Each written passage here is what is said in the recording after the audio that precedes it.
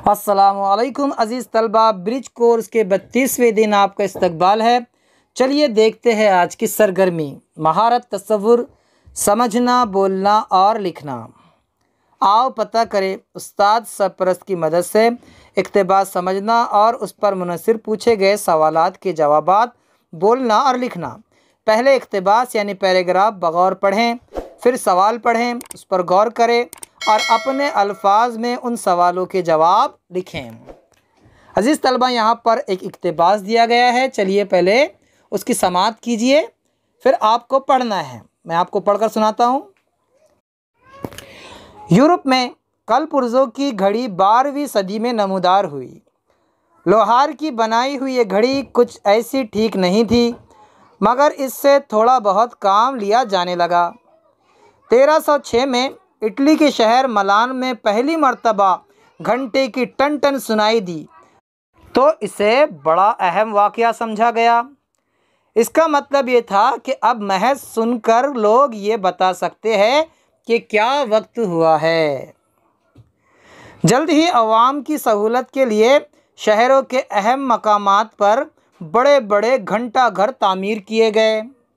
बाज़ शहरों में जो घंटा घर बनाए गए वो फ़न तामीर और माहिराना कारीगरी का आला नमूना थे। हर घंटे पर सिपाहियों की कतार या तारीख़ी हस्तियों की शबीह निकल कर बताती कि घंटा पूरा हो गया है।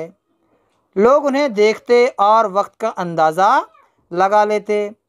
लोग अब भी दूर दूर से आकर उन घंटा घरों को देखते हैं, ये मालूम करने के लिए कि अब क्या वक्त हुआ है, बल्कि एक गुज़रे हुए ज़माने के आसार के तौर पर। आगे देखिए प्यारे बच्चों, आओ मश्क करें। दर्ज बाला इक़्तिबास को गौर से पढ़िए और पूछे गए सवालों के जवाब लिखिए। अज़ीज़ तलबा, आपको दोबारा इक़्तिबास पढ़ना है अच्छे से और नीचे जो सवालात दिए हैं उनके जवाबात देने हैं। मैं सवालात आपको पढ़कर सुना देता हूँ। पहला सवाल है, लोग अब भी दूर दराज से आकर उन घंटा घरों को क्यों देखते हैं? और दूसरा सवाल है, कल पुर्जों की घड़ी से कब्ल यूरोप में किसकी बनाई हुई घड़ी इस्तेमाल की जा रही थी? आगे देखिए, आओ कुछ नया करते हैं। आपके घर में कुल कितनी घड़ियाँ और किन किन अक़साम की है वो लिखिए। आपको बताना है आपके घर में कौन सी घड़ी है, पुरानी घड़ी है, घंटे वाली घड़ी है, या आज की घड़ी है, या फिर डिजिटल घड़ी है। आपको बताना है कौन कौन सी किस्म की आपके घर में घड़ियाँ मौजूद है। ठीक है, हम फिर मिलेंगे अगले वीडियो के साथ। तब तक के लिए अल्लाह हाफिज़। अस्सलामु अलैकुम।